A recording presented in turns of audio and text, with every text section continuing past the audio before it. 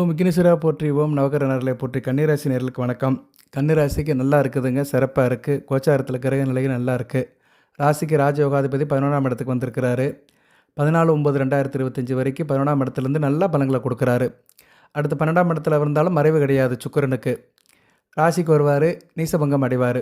So சுக்கிரனுக்கு நல்ல ஒரு அமைப்பாக இருக்குது. மகாலட்சுமி சுக்கிரனுடைய அம்சம். அதாவது எப்படின்னா, சுக்கிரன் மகாலட்சுமியுடைய சகோதரர். சுக்கிரன் ஒரு இடத்துக்கு வராருன்னா அங்கே மகாலட்சுமி வர்றா, அஷ்டலட்சுமி வரான்னு அர்த்தம். சிறப்பாக பார்க்கப்படுகிறது. இந்த வீடியோவில் நான் கன்னி ராசிக்கு கஷ்டம் தீர சில வழிகளை சொல்கிறேன். ராசி பலனையும் சொல்கிறேன். ஜனன ஜாதக தசாபுத்தி அமைப்புகள், லக்கண ரீதியாக சில அமைப்புகள், பல்வேறு தகவலை சொல்கிறேன். பொறுமையாக பாருங்கள். லைக் பண்ணுங்கள், சப்ஸ்கிரைப் பண்ணாங்க சப்ஸ்கிரைப் பண்ணுங்கள். இதுக்கு முன்னாடி ஒரு வீடியோ போட்டிருந்தேன், கிரகணத்தை ஒட்டி போட்டிருந்தேன். வருகிற 7ஆம் தேதி ஒரு கிரகணம் ராசிக்கு 6ஆம் இடத்துலையும் 12ஆம் இடத்துலையும் நடக்கிறதுக்கு. அதுக்கு உண்டான தகவலை சொல்லியிருக்கிறேன். அந்த லிங்கை கொடுக்குறேன், அதையும் நீங்கள் பார்த்துக்கலாம். கிரகணத்தன்னைக்கு என்ன செய்யணும் என்ன செய்யக்கூடாதுன்னு தகவலை சொல்லியிருக்கிறேன். Right sir. இப்போ எப்படி சார் கன்னி ராசிக்கு நாங்கள் கஷ்டப்பட்டுருக்குறோம் சார், பிரச்சனையாக இருக்குது. நாங்களும் ராசி பலன் கேட்குறோம், ஜனன ஜாதகத்தையும் பார்க்குறோம், மற்ற காரியத்தையும் பண்ணுறோம். ஆனால் ஒன்றும் பிரச்சனை தீர மாட்டேங்குது சார். குடும்பத்தில் பணப்பழக்கம் இல்லை, குடும்பத்தில் கஷ்டம் இருக்குது, தேவைகள் அதிகமாக இருக்குது, செலவுகள் அதிகமாக இருக்குது, வருமானம் கம்மியாக இருக்குது. என்ன செய்யலாம்? பிள்ளை குட்டியெல்லாம் வளர்ந்துருச்சுங்க, பிள்ளைகள்லாம் படித்து காலேஜுக்கு போகுதுங்க. பிள்ளைகளை நாங்கள் நல்லபடியாக படிக்க வைக்கணும், கட்டி கொடுக்கணும், இப்படின்னு ஒவ்வொருத்தருக்கும் ஒரு கவலை இருக்குது. சில பேருக்கு படித்து முடிச்சாச்சு, வேலை கிடைக்கல, வேலை கிடச்சிருச்சு, நல்ல பொண்ணு அமையலை, பொண்ணு அமைஞ்சிருச்சு, புத்திர பாக்கியம் இல்லை, இப்படி சில கவலைகள். இடமனை வீடு விற்க மாட்டேங்குது, காடு விவசாயம் இல்லை, விவசாயம் இருந்தாலுமே அதில் நல்லபடியாக மகசூல் இல்லை, நல்ல ரேட்டுக்கு போக மாட்டேங்கி, விவசாயத்துக்கு தண்ணி இல்லை, இப்படி நிறைய பிரச்சனை. ஒரு தனி மனித மனிதனுக்கு 1008 பிரச்சனை. தொழில் பண்ணுறேன் சார், தொழிலில் லாபம் இல்லை, வேலை பார்க்குறேன் ஒழுங்காக வர மாட்டேங்கிறாங்க, மக்கர் பண்ணுறானுங்க, முன்னுக்கு பின்னு முரணாக இருக்குது, வியாபாரமும் விளங்கலை. நான் நல்லா பார்த்துட்டு இருந்தேன், என் பிள்ளை அடுத்து சரியாக செய்ய மாட்டேங்கிறான், பிள்ளையை நம்பி கொடுத்தா பொறுப்பாக இல்லை, பொறுப்பாக இருக்க மாட்டேங்கிறான், என்ன செய்யலாம்? இப்படி ஒவ்வொருத்தருக்கும் ஒரு மனக்கவலை இருக்குது. வயதுக்கு ஏற்ற மாதிரி 30 வயதுக்கு உட்பட்டவர்களுக்கு வேலை பிரச்சனை, வேலை கிடைக்கலன்னு பிரச்சனை, திருமணம் அமையலையேன்னு ஒரு பிரச்சனை. 40 உட்பட்டவருக்கு பிள்ளைகளால் பிரச்சனை, பிள்ளை இல்லைன்னு ஒரு பிரச்சனை, பிள்ளை இருந்தாலும் பிள்ளைகளோட படிப்பு, பிள்ளைகளை எப்படி கரைச்சி வைப்பான், இந்த பிரச்சனை. 50 வயதுக்கு மேற்பட்டவர்களுக்கு உடல்நல பிரச்சனை, தேக ஆரோக்கிய பிரச்சனை, ஏதோ கம்ப்ளைண்ட் வந்துடுது, சுகர் வந்துடுது, ப்ரெஷர் வந்துடுது, வேறு ஏதோ உடல் அசதி, கால் வலி, மூட்டு வலி, கை வலி. 70 வயசுக்கு மேற்பட்டவர்களுக்கு, ரிட்டையர்மெண்ட் ஆகி வீட்டில் இருக்கிறவங்களுக்கு, மற்றவங்க நம்மளை மதிக்க மாட்டேங்கிறாங்களே, மிந்தி மாதிரி இருக்க முடியலையே, மனச்சங்கடமாக இருக்கே, எங்கேயும் போக முடியலையே, இயல்பாக இருக்க முடியலையே, தனிமைப்பட்டு போனோமே, கூண்டு கிளியாக இருக்குமே, சிறப்பறவையாக இருக்குமேன்னு இப்படி ஒரு கவலை. இப்படி ஒவ்வொரு மனிதனுக்குமே காலகட்டத்துக்கு ஏற்ற மாதிரி பிரச்சனைகள் இருக்க தான் செய்யுது. இன்பமும் துன்பமும் மாறி மாறி இருக்குது. எல்லாத்தையும் அனுசரிச்சுக்கிட்டு தான் நம்ம வாழ்கிறோம். ஒரு வழி கிடையாது, வேண்டான்னு விட்டுட்டு போகவும் முடியாது. வந்தாச்சு, பிறந்தாச்சு, வாழ்ந்தாச்சு.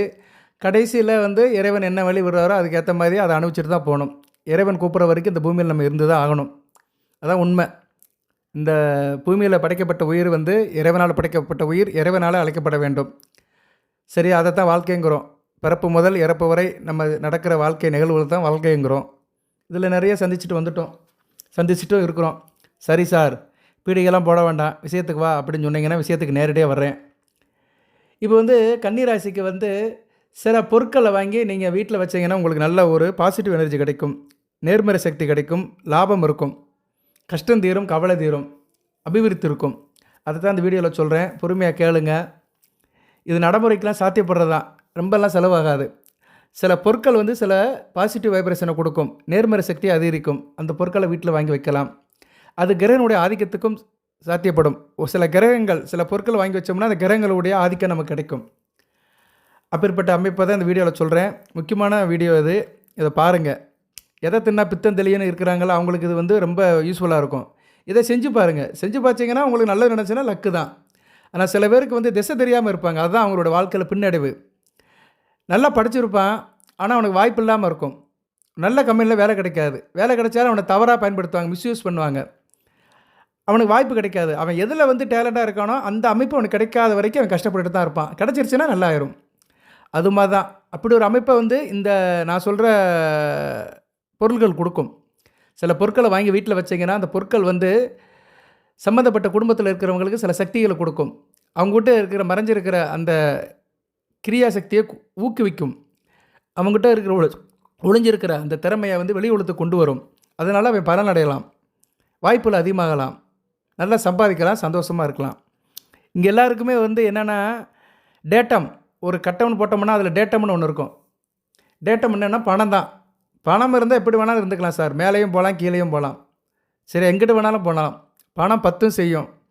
புத்திசாலி கையில் இருந்துச்சுன்னா அது 11 செய்யும். அதனால் பணம் தான் பாதாள வரைக்கும் பாயும்.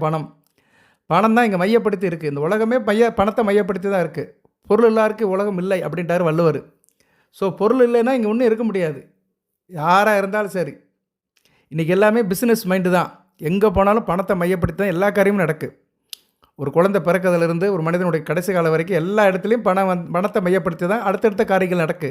ஏன்னா அதுதான் அடுத்த காரியத்தை கொண்டு போகுது. பணம் தான் கொண்டு போகுது. உட்காந்து யோசனை பண்ணிங்கன்னா நல்லா தெரியும். அதாவது புரியாதவங்களுக்கு, புரிஞ்சவன் ஈஸியாக போயிடுவான். நல்லா புரிஞ்சவன் இந்த யூடியூப்லாம் கேட்க மாட்டாங்க. சரியா? அவன் பாட சொல்லியை பார்த்துட்டு போயிட்டுருப்பான். பணத்தை பெருக்குவான், 1000 லட்சமாக்குவான், லட்சத்தை கோடி ஆக்குவான், கோடி 500 கோடி 1000 கோடின்னு போய்கிட்டே இருப்பான். சில பேர் தான் என்ன திக்கு தெரியல, திசை தெரியல, என்ன செய்யலாம்னு சொல்கிறவங்க தான் யூடியூப்பை பார்க்குறாங்க. இதுதான் உண்மை. நிறைய பேர் சொல்ல மாட்டானுங்க. மாய்ஜாலம்னு உங்களோட மயக்க நிலையிலே வச்சுட்டு இருப்பானுங்க. ஆனால் போதை ஜோதிடத்தில் நான் ஓப்பனாக சொல்லிடுவேன், உடைச்சிருவேன். தேங்காய் உடைக்கிற மாதிரி உடைச்சிருவேன். யார் ராசி பலன் கேட்குறா? முடியாதவன் தான் கேட்குறான். பெரிய முதலாளி கேட்குறானா? முதலமைச்சர் கேட்குறாரா? பிரதமர் கேட்குறாரு? கேட்க மாட்டார். அவர் நல்லா இருந்தால் ஆட்சியில் இருப்பார், இல்லைன்னா எதிர்கட்சியாக உட்காந்துருப்பார், வீட்டில் ஜாலியாக உட்காந்துட்டு இருப்பார். யாராக இருந்தாலும் அப்படித்தான். அவங்களெல்லாம் காசு பண்ணது பிரச்சனை இல்லை, தலைமுறைக்கு இருக்குது. கஷ்டப்படுறவன் யார்? சுப்பேன், குப்பேன், ஆண்டிப்பட்டியில் இருக்கிறவன், சாத்தாங்குளத்தில் இருக்கிறவன், அங்கே இருக்கிறவன், ராஜபாளையத்தில் இருக்கிறவன், முகவூரில் இருக்கிறவன், சொக்கனாமுத்தூரில் இருக்கிறவன், செவையூரில் இருக்கிறவன், கமண்டம்பாளையத்தில் இருக்கிறவன், சரியா, செங்கல்பட்டில் மகாராஷ்டிரத்தில் இருக்கிறவன், திருக்கலங்குன்றத்தில் இருக்கிறவன், இப்படி ஒவ்வொரு இடத்துல இருக்கிறவங்க தான் கஷ்டப்பட்டுட்டு இருக்காங்க இல்லையே. பெரிய பெரிய ஆளுகள்லாம் பெரிய பெரிய லெவலில் இருக்கிறானுங்க. சரியா? பணப்பிரச்சனை இல்லை. ஓகே, சப்ஜெக்ட்டுக்கு வருவோம். ஏன்னா கொஞ்சம் சொன்னால் தான் புரியுது மக்களுக்கு. இவ்வளோ நேரம் கேட்குறவங்களுக்கு வந்து பொறுமை இருக்கணும்னு நினைக்கிறேன். சில பேருக்கு இது கொஞ்சம் ஜாலியாகவும் இருந்திருக்கும், என்னடா நல்லது உள்ளதை பேசுகிறாருன்னு.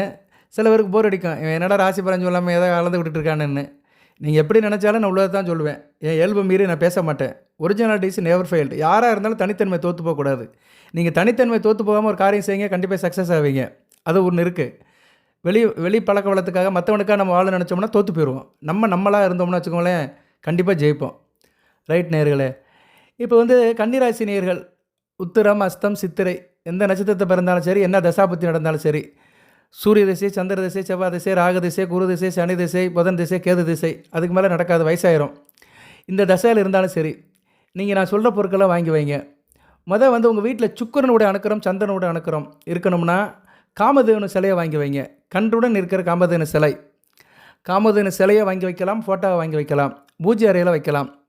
பூஜை அறையில் அந்த காமதேனுடைய பின்பக்கம் நமக்கு தெரியணும். அதுக்கேற்ற மாதிரி நீங்கள் சைடில் வைக்கணும். சிலையை வச்சா ஈஸி, பிரச்சனை இல்லை. அந்த காமதேனு தலை வந்து திரும்பி இருக்கும், வலது பக்கம் திரும்பி நம்மளை பார்க்குற மாதிரி இருக்கும். அதோட பின்பக்கம் இருக்குது பார்த்தீங்களா, அது நம்மளை பார்த்து இருக்கணும்.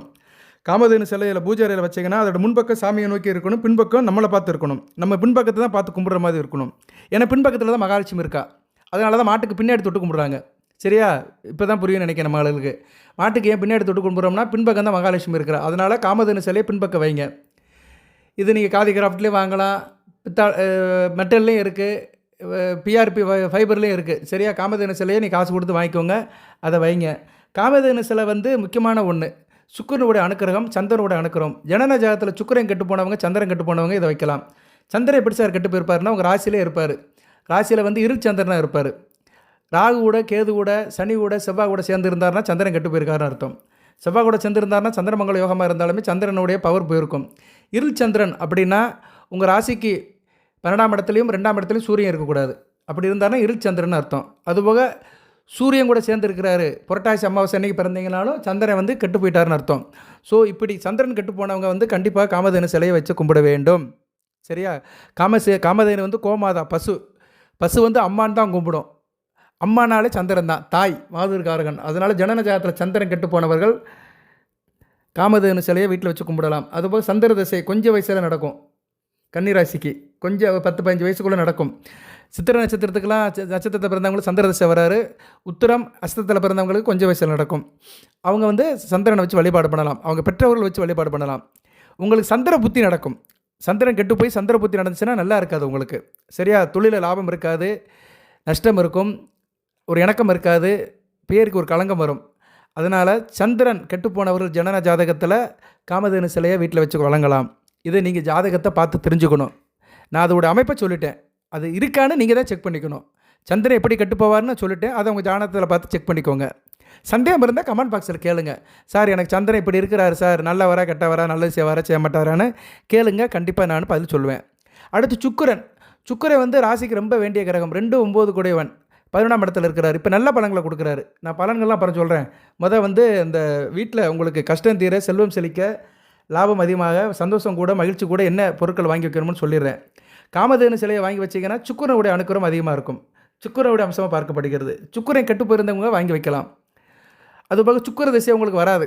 கன்னி ராசிக்கு சுக்கிர திசை வராது. வரதுக்கு வயசாயிரும். வயசான காலத்தில் சுக்கிர திசை வந்தாலும் ஒன்றும் செய்ய முடியாது. சுக்கிர திசை வந்து ஒரு மனிதனுக்கு பருவத்தில் வரணும். ஒரு 30 வயசுலேருந்து 50 வயசுக்குள்ளே வந்து அனுபவிக்கலாம். சும்மா 70 வயசுக்கு மேலே 80 வயசுக்கு மேலே வந்துச்சுன்னா ஒன்றும் செய்ய முடியாது. சித்திரை நட்சத்திரத்தை பிறந்தவங்களுக்கு கடைசி காலத்தில் வரும். 80 வயசு கிட்ட வரும். 80 வயசில் கம்புன்ற வயசில் வேறு எதுவும் ஒன்றும் செய்ய முடியாது. சுக்கிர திசையால் ஒன்றும் செய்ய முடியாது. ஸோ பருவத்திலே பயிர் செய்யுன்னு சொன்ன மாதிரி பருவத்திலே சில தசைகள் வரணும். Right sir. அப்போ வந்து சுக்கிர புத்தி நடக்கும். செவ்வாய் திசையில் சுக்கிர புத்தி, ராகு திசையில் சுக்கிர புத்தி, குரு திசையில் சுக்கிர புத்தி, சனி திசையில் சுக்கிர புத்தி நடக்கிறவங்களுக்கு பிரச்சனை இருக்கும். அப்படிப்பட்டவங்க வந்து காமதேனு சிலையை வீட்டில் வாங்கி வைக்கலாம். ஸோ காமதேனு சிலையை வீட்டில் வாங்கி வச்சுட்டு நீங்கள் என்றைக்கு வழிபாடு பண்ணணும் சார் அப்படின்னா, திங்கக்கிழமை வெள்ளிக்கிழமை வழிபாடு பண்ணணும். சரியா? திங்கக்கிழமை வெள்ளிக்கிழமை இரவு 8 to 9 காமதேனுக்கு நீங்கள் தனியாக சந்தன குங்குமம் வச்சு ஒரு பூஜை பண்ணணும். சரியா? நீங்கள் பூஜை பண்ணுவீங்க, பொதுவாக பண்ணுங்க. பட்டு சந்திரன் சுக்கிரன் கெட்டு போனவர்கள் காமதேனு படத்தையோ இல்லைன்னா சிலையோ பூஜை அறையில் வாங்கி பூஜை பண்ணினீங்கன்னா உங்களுக்கு 2மே நடக்கும். சந்திரன் மாதுர்காரகன். மனநிலை பாதிக்கப்பட்டவங்க, தேக ஆரோக்கியம் பாதிக்கப்பட்டவங்க, உடல்நலம் குன்றியவர்கள் இவங்க சந்திரனை கும்பிடலாம். அதுபோல் சில பேருக்கு தாயோட அன்பு இருக்காது, தாயை விட்டு பிரிஞ்சு இருப்பாங்க, அவங்க காமதேனுவை கும்பிடலாம். கணவன் மனை உறவு, திருமணமாகலை, திருமண தடை, இணக்கம் இல்லை, புத்திர பாக்கியம் இல்லை, இவங்களாம் வந்து சுக்கிரனை வச்சு கும்பிடலாம். சுக்கிரன் வந்து புத்திரத்துக்கு உண்டான கிரகம். குரு புத்திரக்காரன் இருந்தாலுமே அதுக்கு முன்னாடி நடக்கிற சம்பவத்துக்கெல்லாம் சுக்கிரன் வருவார். ஆணுக்கு உண்டான சுக்களம் அப்படிங்கிற பார்த்தீங்களா, விந்து நீர், அதை உண்டாக்குறவர் சுக்கிரன் தான். அந்த விந்து நீர் சுக்களத்துக்கு வந்து சுக்கிரன் தான். ஸோ ஒரு ஆணுக்கு வந்து அது கரெக்டாக இருந்தால் தான் அது வந்து பெண்ணுடைய சுரோரணத்தில் போய் உள்ளே சேர்ந்து கர்ப்பத்தை உண்டாக்கும். சரியா? சுக்கிரன் தான் பிள்ளையார் சொல்லி போடுறாரு. பொதுவாக அதுக்கு தான் சுக்கிரன் ரொம்ப முக்கியங்கிறோம். சுக்கிரன் வந்து கணவன் மனைவிக்குள்ள ஒரு இணக்கத்தையும் கொடுப்பாரு. அந்த சுக்களம் ஆண் விந்து அணுவுக்கு வந்து ஒரு சக்தியை கொடுத்து அந்த விந்து அணு வந்து பெண்ணோட சுரத்தை உடச்சிட்டு உள்ளே போகணும். அது தடுக்கும். அந்த கற்பை பைக்குள்ளே போகிறதுக்குள்ளே தடுக்கும். இன்றைக்குமே வந்து நம்ம உடம்புக்குள்ளே புதுசாக ஒரு பொருள் உள்ளே வந்துச்சுன்னா உள்ள பொருள்லாம் தடுக்கும். ஆர்கான்ஸு செல்லுகள்லாம் தடுக்கும். காய்ச்சல் வந்துச்சுன்னா ஆன்டிபயோட்டிக் சொல்கிறோம்ல, எதுக்கு ஆன்டிபயோட்டிக் கொடுக்குறோம்? அந்த கிருமியை வந்து நம்ம உடம்புல உள்ள அந்த ஆன்டிபயோட்டிக் கிருமிகள் அந்த செல்கள் தடுக்கும். அது மாதிரி தான் அந்த சுக்களத்தை வந்து சுரோணத்தை தடுக்கும். அதையும் தாண்டி உள்ளே போகும்போது தான் கர்ப்பம் தரிக்கும். இது ஒரு பெரிய சப்ஜெக்ட். இதை வேணால் வேறு நாள் ஒரு வீடியோ போடுறேன். குழந்தை பாக்கியத்தை பற்றி பேசும்போது இதை சொல்லலாம். இதை ஆரம்பித்தோம்னா நிறைய போயிடும். சரியா? அதனால் இதை நான் இதோட பட்டிக்கிறேன். சுக்கிரன் வந்து அது முக்கியமானவர். அதுபோக சுக்கிரன் வந்து வீடு மனை அதுக்கு சொந்தக்காரர். இப்போ உங்களுக்கு வீடு கட்ட முடியல, இடம் வாங்கி போட்டிருக்கேன் சார், வீடு கட்ட முடியல, விவசாயம் பண்ணுறேன், கால்நடைகளுக்கு முடியாமல் போயிடுது, ஆடு மாடுகளுக்கு முடியாமல் போயிடுது, அதுபோக வந்து மாடு நல்லா பால் கொடுக்க மாட்டேக்கு, வண்டி வாகனத்தில் ரிப்பேராக இருக்குது, நான் பெரிய டிரான்ஸ்போர்ட் வச்சுருக்கிறேன், அடிக்கடி ரிப்பேர் ஆகிடுது, பிஸ்னஸில் நஷ்டமாக இருக்குது, இப்படி சொல்கிறவங்களாம் வந்து சுக்கிர வழிபாடு கம்மியாக இருக்கும். சுக்கிரனுடைய ஆதிக்கம் கம்மியாக இருக்கும். சுக்கிர தோஷத்தில் இருப்பாங்க. அவங்க காமதேனுவை கும்பிடலாம். இது ஒரு முக்கியமான வீடியோ. கொஞ்சம் மெனக்கெட்டு பேசுகிறேன். எத்தனை பேர் கேட்குறீங்கன்னு தெரியல. சின்ன பிரச்சனைக்கு சின்ன தீர்வு தான். நீங்கள் அங்கங்கெல்லாம் போக வேண்டாம். வீட்டுக்குள்ளேயே எல்லாம் இருக்குது சாமி. பூஜை அறையிலேயே இதெல்லாம் நீங்கள் வச்சுட்டிங்கன்னா, நான் சொன்ன அன்றைக்கி வச்சு கும்பிட்டு ஒரு 5 நிமிஷம் நின்று கும்பிட்டிங்கன்னா எல்லாம் தீர்ந்து போயிடும். தொடர்ந்து கும்பிடணும். சுக்கிரன் கெட்டு போனவர்கள், சந்திரன் கெட்டு போனவர்கள் அந்த காமதேனு சிலையை வச்சு வாரம் திங்கக்கிழமை அல்லது வெள்ளிக்கிழமை இல்லைன்னா 2 நாள் கூட கும்பிடலாம். 5 நிமிஷம் பூஜை அறைக்கு முன்னாடி இரவு 8 to 9 எல்லா வேலையும் முடிச்சுட்டு கும்பிடணும். இல்லை அந்நேரம் நான் டிவி பார்ப்பேன், சீரியல் பார்ப்பேன், அந்த ஊர் கதையெல்லாம் ஒருத்தன் சொல்லிட்டு இருப்பான் டிவியில். என்ன விளங்காத கதையெல்லாம் பேசிகிட்டு இருப்பாங்க டிவியில். அதை பார்த்துட்டு இருப்பேன்னா ஒன்றும் செய்ய முடியாது. நான் நல்லா இருக்கணும்னா நீ சாமி கும்பிட்டு தான் ஆகணும். சரியா? அந்த டயத்துக்கு வீட்டில் உட்காந்து சாமி கும்பிடணும். ஒரு பத்தியை பொறுத்தினாச்சும் ஒரு சின்ன சர்க்கரையை வச்சு சாமி கும்பிடணும். கும்பிட்டா வாழ்க்கை நல்லாயிருக்கும். அடுத்து சூரியன் கெட்டு போனவங்க என்ன சார் செய்யலாம்? குதிரையை வைக்கலாம். குதிரை சிலையை வீட்டில் வைக்கலாம். குதிரை சிலையை வைக்கலாம். அல்லது வந்து 7 குதிரைகள் ஓடி வர்ற மாதிரி படத்தை வாங்கி வீட்டில் மாட்டலாம். ஹாலில் மாட்டலாம் அல்லது பெட்ரூமில் மாட்டலாம். குதிரை சிலையை வந்து மாட்டுறது ரொம்ப சக்தி வாய்ந்தது. சூரியன் ஆத்மகாரகன், ஆத்மபலன் அது இருக்கும். சில பேர் தன்னம்பிக்கை இல்லாமல் இருப்பாங்க, வலுவில்லாமல் இருப்பாங்க. என்னால் முடியாதுமா, எதை சொன்னாலும் என்னால் முடியாதுமாங்க. நம்பிக்கை இருக்காது, தன்னம்பிக்கை இருக்காது, ஒரு அதிகாரம் ஆளுமை இருக்காது. ரெஸ்பான்சிபிள் இருக்காது, எதுவுமே இருக்காது, கிரியேட்டிவ் மைண்ட் இருக்காது, புத்திசாலித்தனம் இருக்காது, எதுவுமே இருக்காது. சூரியன் கெட்டு போயிட்டா எல்லாமே போயிடும். ஆள் அப்படியே ஆஃப் ஆயிடுவான். சொல்லுவாங்கள்ல, மாப்பிள்ள அவன் ஆள் ஆஃப் ஆகிட்டான்டா, மிதி மாதிரிலாம் இல்லைடா, ஆள் ஆஃப் ஆகிட்டான், அவ்வளோதான், அவன் காலம் முடிஞ்சு போச்சு, ஆள் ஆஃப் அப்படின்றவாங்க. விட்டு விட்டு வெளியே வர மாட்டான். அப்படிலாம் நிறைய பேர் இருக்காங்க, ஆடிருப்பாங்க. ஒரு 40 வயசு வரைக்கும் ஆடிருப்பாங்க. 20 வயசுலேருந்து 40 வயசு வரைக்கும் ஆடிருப்பாங்க. அதுக்கு பிறகு எல்லாம் டலண்டு போய் நடக்க கூட தெம்பு இல்லாமல் வீட்டோட முடங்கிடுவாங்க. ஊரில் சொல்லுவாங்க, என் கூட இருக்கவங்க, மாப்பிள்ள அவன் ஆஃப் ஆகிட்டான்டா, அவ்வளோதான்டா, ஆஃப், அவன் ஆள் ஆஃப். ஆஃப்னா என்ன? அடங்கிட்டான்னு அர்த்தம். எவன் ஒருத்தன் அடங்கிட்டானா அவனுக்கு சூரியன் இல்லைன்னு அர்த்தம், சரியாக இல்லைன்னு அர்த்தம். அடங்க மறக்கிறவனுக்கு சூரியன் வலுவாக இருப்பார், ஆத்மாக்காரன் வலுவாக இருப்பார். அப்படி எந்திரிச்சு வருவான். சூரியன் எப்படி மறைஞ்சாலும் காலையில் உதவி சூரியனாக எந்திரிச்சு வரும், அது மாதிரி எந்திரிச்சு வருவான். ஃபீனிக்ஸ் பறவை மாதிரி வந்துக்கிட்டே இருப்பான். அவன் ஒன்றுமே செய்ய முடியாது. அப்படி ஒன்றை போட்டால் 9 முளைப்பான். சரி, அவனை அழிக்கவே முடியாது. அதுக்கு சொந்தக்காரன் தான் சூரியன். அப்பேற்பட்டவங்க வந்து குதிரை சிலையை வீட்டில் வச்சு வணங்கணும். ஞாயிற்றுக்கிழமை இரவு 8 to 9 குதிரை சிலைக்கு வந்து பூஜை பண்ணணும். சரியா? அது சந்தன குங்குமம் வச்சு வீட்டில் இந்த நம்ம நவராத்திரி கொழுக்கு பூஜை வைக்கும்போது பார்த்தீங்கன்னா குதிரை சிலை கண்டிப்பாக வச்சுருப்பாங்க. அது குதிரை சிலையை நீங்கள் பூஜை பண்ணலாம். இல்லைனா குதிரை சிலையை பார்க்கலாம். 7 குதிரைகள் ஓடி வர மாதிரி இருக்கும். அந்த சிலையை ஹாலில் வாங்கி வைங்க, நல்லாயிருக்கும். தொழில் நல்லாயிருக்கும். ஏன்னா சூரியன் வந்து முதன்மை தொழில்காரகன். தொழில் நல்லாயிருக்கும். சூரியன் சம்மந்தப்பட்ட தொழில்கள் மிக நல்லாயிருக்கும். அரசியல்வாதிகளுக்கு மிக நல்லதாக பார்க்கப்படுகிறது. அரசாங்க வேலையில் இருக்கிறவங்களும் நல்ல ஒரு ஏற்றம் இருக்கும். அரசாங்க வேலை கிடைக்கணும் சார், நான் எப்படினாச்சும் அழுது புரண்டாலும் அரசாங்கத்தில் வேலை பார்க்கணும்னு நினைக்கிறவங்க குதிரை சிலையை வீட்டில் வாங்கி வைங்க. பெட்ரூமில் குதிரை சிலை வாங்கி வச்சிங்கன்னா வீரியமாக இருப்பீங்க, தாம்பத்திய உறவு நல்லாயிருக்கும், ஆண் குழந்தை பிறக்கும். அதனால் பெட்ரூம்லையும் குதிரை படத்தை வாங்கி வைக்கலாம். சில பேர் வீட்டில் பார்த்தீங்கன்னா அதை பெருசாக லேமினேட் பண்ணி வச்சுருப்பாங்க. ஹாலில் வந்து 7 குதிரையில் ஓடி வர மாதிரி பெருசாக வச்சுருப்பாங்க. இந்த வீடியோ கேட்குறவங்க வீட்டில் கூட யாரோ வீட்டில் இருக்கலாம், நல்லா இருப்பாங்க அவங்க. ஆமாம் சார், வீட்டில் வச்சுருக்கேன், நல்லா இருக்கிறேன்னு சொல்கிறவங்க வீடியோவில் போடுங்க. பழைய படத்துலலாம் பார்த்தீங்கன்னா நிறைய படத்தில் வரும். குறிப்பாக பாலச்சந்திர படத்துலலாம் பார்த்தீங்கன்னா ஒரு 7 குதிரையில் ஓடி வர மாதிரி அப்படியே காட்டுவார். வீட்டுக்குள்ளே அந்த இது இருக்கும். அது ஒரு வாஸ்துப்படி, அது முறை நல்ல அது. 7 குதிரையில் ஓடி வர மாதிரி வச்சோம் நல்லது. ஏன்னா சூரியன் 7 குதிரையில் ஓட தான் வருவார். சூரியன் வந்து 7 குதிரைகள். சரியா நேயர்களே? அந்த அந்த அந்த குதிரையை ஓட்டுறவன் தான் யார்? அருக்கன். அவர் பேர் அருக்கன். அந்த சூரியனுடைய சாரதி அருக்கன். 7 குதிரையில் பூட்டிட்டு சூரிய பகவானை கூட்டு வருவார். சூரியனோட சாரதி பேர் அருக்கன். ரைட்டு, ரொம்ப பேசணும்னா ஸ்கிப் ஆயிடுவோம். இந்த குதிரை சேதை வந்து எதிர்மறை சிந்தனைகளை போக்கும். சிலையை வந்து பூஜை ரூமில் வச்சு கும்பிடலாம். அந்த ஃப்ரேமு, ஃபோட்டோ, அந்த ஸ்டிக்கரை வந்து செவத்தில் ஒட்டி வச்சுக்கலாம். வாட்டர் மேபி குதிரை சம்மந்தப்பட்ட சின்னங்கள் வீட்டில் இருந்துச்சுன்னா எதிர்மறை சிந்தனைகள் வீட்டில் இருக்காரு. வீட்டில் ஒரு லட்சுமி கடாட்சியம் இருக்கும், எதிர்மறை சக்திகள் இருக்கும். எதிர்மறை சக்தியெல்லாம் ஓடி போயிடும், நேர்மறை சக்திகள் இருக்கும். தொழில் பண்ணுற இடத்துல வச்சிங்கன்னா தொழில் நல்லா இருக்கும். தொழிலில் நல்ல ஆளுமை அதிகாரத்தோடு இருப்பீங்க. தொழில் வியாபாரம் சிறப்பாக இருக்கும். அடுத்து ஆமை சிலை. நிறைய பேர் சொல்லுவாங்க ஆமை சிலைலாம் வைக்கக்கூடாதும்பாங்க. ஆமை வந்து வீடு வழங்காதும்பாங்க. அது வந்து வேறு. அது அந்த காலத்தில் சொல்லியிருக்கிறாங்க, பூமி தோண்டும் போது உள்ளே இருந்து ஆமை வரும், இல்லைனா பக்கத்தில் நீர்நிலையில் இருந்துச்சுன்னா ஆமை உள்ளே போயிரும்பாங்க. அதெல்லாம் ஒன்றும் இல்லை. ஆனால் சீன முறைப்படி வாஸ்துப்படி ஆமை சிலையை வச்சு கும்பிடலாம். ஆமை சிலை வந்து புதனுடைய அம்சமாக பார்க்கப்படுகிறது. வாஸ்து வீட்டில் உள்ள வாஸ்து பிரச்சனைகளை சரி பண்ணிடும். இப்போ நம்ம வாடகை வீட்டில் இருக்கிறோம், நமக்கு வந்து வாஸ்து பற்றி கட்டியிருக்க மாட்டோம், வாஸ்துலாம் பார்த்துருக்க மாட்டோம். சில பேர் ஜோதிடமெல்லாம் பார்ப்பாங்க, சாஸ்திரம்லாம் பார்ப்பாங்க, வாஸ்து பார்க்க மாட்டாங்க. வாஸ்து ஒரு முக்கியமானது. ஸோ வாஸ்து முறைப்படி ஒரு வீடு அமையலைன்னா அந்த வீட்டில் சில பிரச்சனைகள் இருக்கும். நோய் நொடி வந்துக்கிட்டே இருக்கும், உடம்புக்கு முடியாமல் போகும், பணம் தங்காது, பிரச்சனையாகவே இருக்கும். அப்பேற்பட்ட வீட்டில் இருக்கிறவங்க ஆமை சிலையை வாங்கி வீட்டில் வைக்கலாம். நிறைய பேர் சொல்லுவாங்க, இந்த வீடியோ பேசுகிற ஒரு வீட்டில் ஆமை சிலை இருக்கா, உன் வீட்டில் இருக்கான்னு. என் வீட்டில் இல்லை, நான் வாங்கி வைக்கல. ஏன்னா எனக்கு வந்து தேவைப்படுறவங்க வாங்கி வச்சுக்கலாம். புதன் கெட்டு போனவங்க வாங்கி வச்சுக்கலாம். சரியா? புதன் கெட்டு போனவங்க வந்து வாங்கி வச்சுக்கலாம். ஜனன ஜாதகத்தில் புதன் கெட்டு போனவங்க வந்து ஆமை சிலையை வாங்கி வச்சுக்கலாம். ஆமை சிலை வீட்டில் வச்சுருந்தீங்கன்னா, பூஜை ரூமில் வச்சுருந்தீங்கன்னா வீட்டில் வந்து வாஸ்து பிரச்சனை இருந்தால் சரியாக போயிடும். தொழில் பண்ணுற இடத்துல வச்சிங்கன்னா வியாபாரம் தொழில் நல்லாயிருக்கும். வடகிழக்கு பக்கம் ஆமை சிலை வைக்கணும். சரியா? வீட்டில் வந்து வடகிழக்கு பக்கத்தில் வச்சுட்டிங்கன்னா மிக சிறப்பாக இருக்கும். பூஜை ரூமில் வச்சாலும் பரவாயில்ல, இல்லைனா வடகிழக்கு பக்கம் ஒரு செல்ஃபில் வச்சுட்டிங்கன்னா மிக சிறப்பாக பார்க்கப்படுகிறது. ஒரு குட்டி ஆமை சிலையை வாங்கி வைக்கலாம். புதன் வீக்கானவர்கள், படிப்பே வரமாட்டேங்கி, என் பிள்ளைக்கே படிப்பே வரமாட்டேங்கிறவங்க வீட்டில் புதன் ஆமை சிலையை வாங்கி வைக்கலாம்.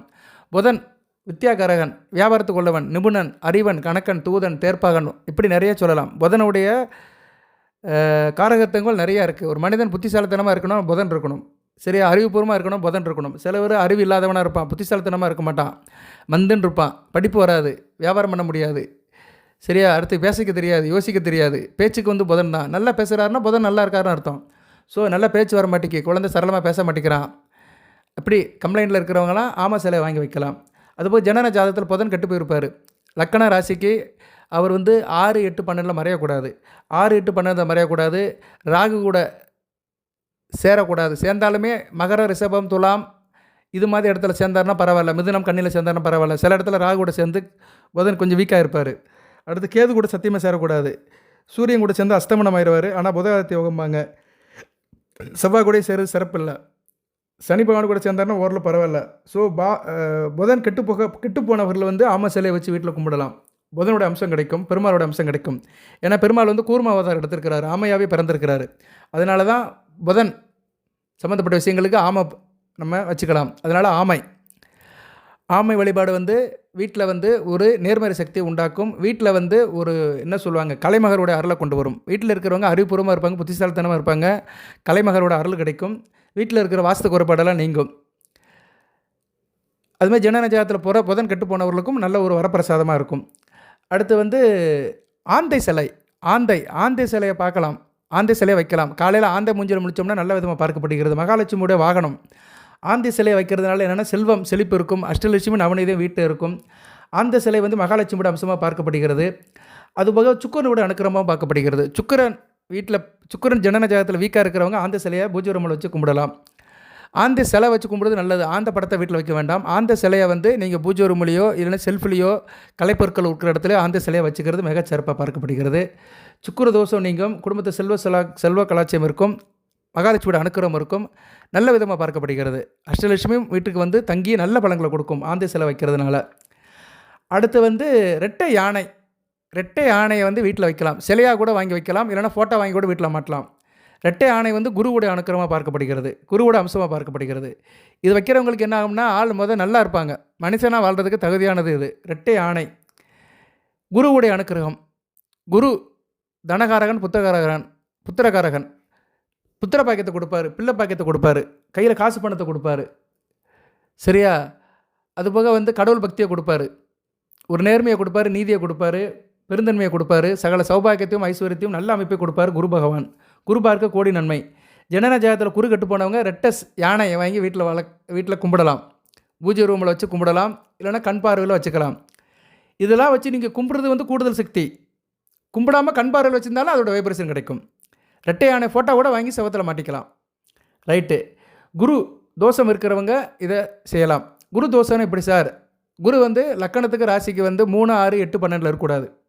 3, 6, 8, 12 இருந்தார்னா லக்கணத்துக்கோ ராசிக்கோ அவர் தோஷம் அடைஞ்சிட்டார்னு அர்த்தம். அதுபோல் குரு ராகு கூட சேரக்கூடாது. குரு வந்து சூரியன் கூட அஸ்தமனம் அடையக்கூடாது. குரு வந்து சனி கூட அந்த அளவு சேர்றது நல்ல விசேஷம் பார்க்கப்படாது. ஸோ குரு, சனி, ராகு, சூரியன் கூட சேர்ந்துருந்தார்னா அவங்க ஜாதகத்தில் குரு கெட்டு போயிட்டார்னு அர்த்தம். அதுபோல் குரு லக்கண ராசிக்கு 8ஆம் இடத்துல இருக்கவே கூடாது. குரு ராசிக்கு லக்கணத்துக்கு 8ஆம் இடத்துல இருந்தார்னா அவங்க கண்டிப்பாக ரெட்டை யானையை வச்சு கும்பிடணும். அப்போ தான் அவங்களுக்கு வந்து அந்த தெய்வ நம்பிக்கையே இருக்கும். சில பேர் தெய்வ நம்பிக்கையே இருக்காது, சாமியாவது பூதமாக இருப்பார். அவங்களுக்கு வந்து குரு 8ஆம் இடத்துல இருப்பார், நல்ல விதமாக இருக்காது. 8ஆம் இடம் வந்து பகமை வீடாக இருக்கும்.